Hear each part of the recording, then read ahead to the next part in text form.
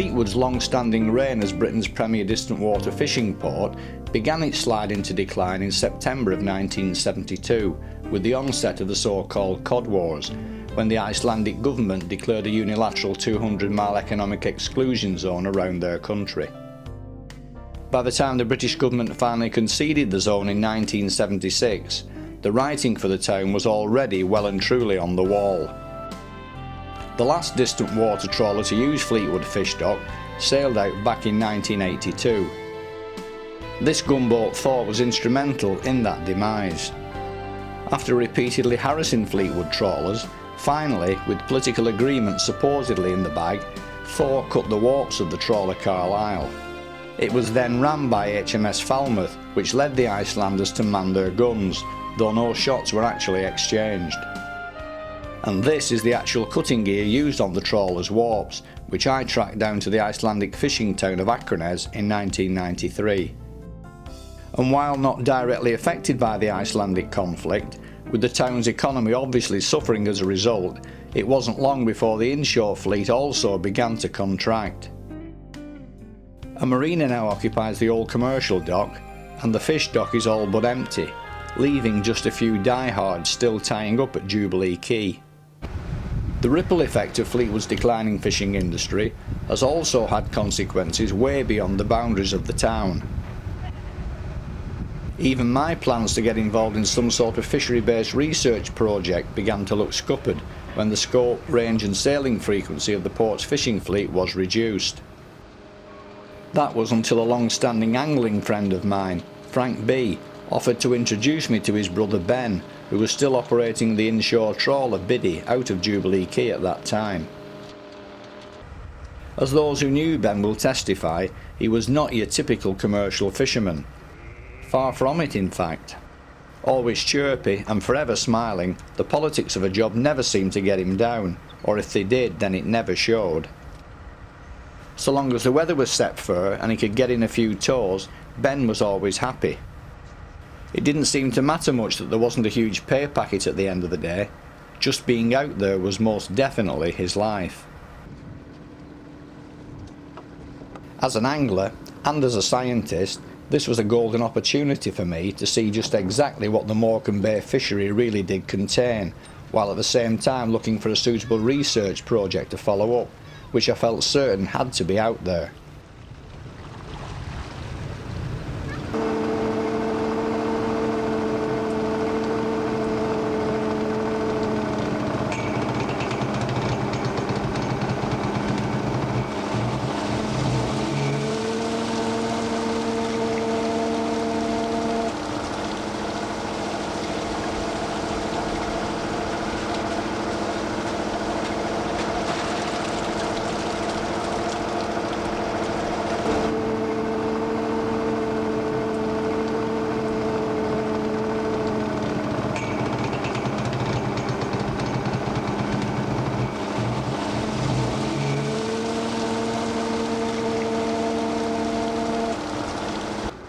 During the latter half of the 1980s, when the archive footage shown here was shot, I did quite a number of trips with Ben and his then crewman Albert Howarth, sometimes fishing for the market when there were edibles to be had, and in the spring working the loon slope for flounders to be sold as pot bait when there was nothing else to be caught, which, as it would turn out, produced two promising lines of research to be followed up.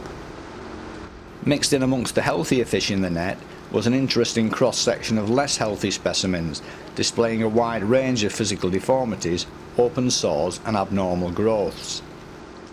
You're always going to see a few fish with problems, but the diversity and numbers we were seeing here look worthy of closer examination. As an angler, I've seen the odd problem fish come up on rod and line, but nothing could have prepared me for this. These fish went way beyond anything most anglers are ever likely to see, probably because most were simply too sick to be interested in taking a bait.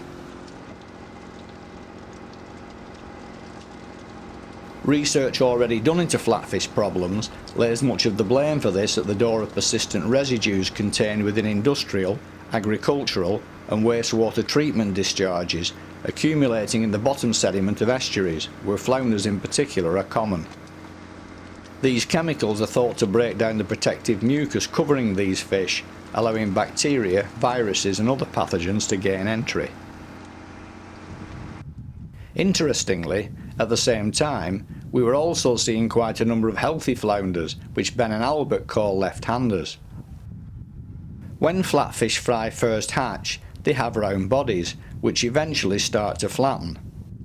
At the same time, the eye on what will become the blind side in contact with the seabed migrates across the head to pair up with the other, close to the mouth. Flounders, like plaice and dabs, are genetically programmed to lie on the left side of the body. But sometimes this coding gets either misread or copied wrong, resulting in the flattening process not exactly going according to plan. What we were seeing was good numbers of reverse flounders that had gone down on the wrong side, creating, if you like, a mirror image of how things should have been. The first one I saw was a curio, but as more and more appeared, scientific curiosity began to kick in. Why so many? Was the condition heritable, and might a pair of reversed individuals, if they bred, be able to affect the local population? After all, a quick weight to length graph comparison of left and right sided flounders in the same size category suggested that the reverse fish were actually better adapted to the wire estuary at least.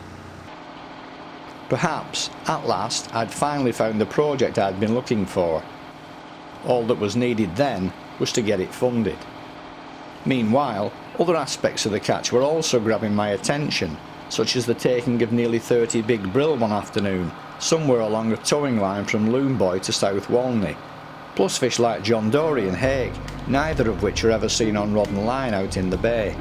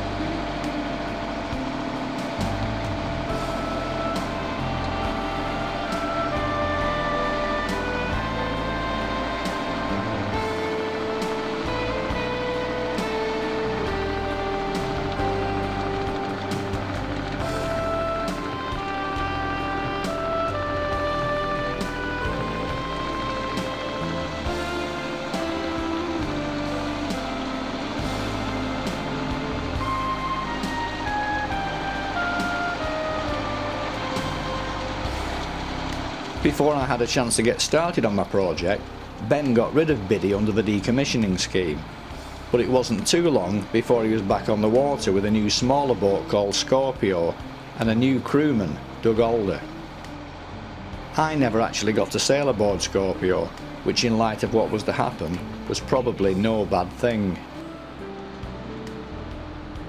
One flat calm day out towards Lightning Knoll, Ben and Doug got something in the net that was more than the boat could handle.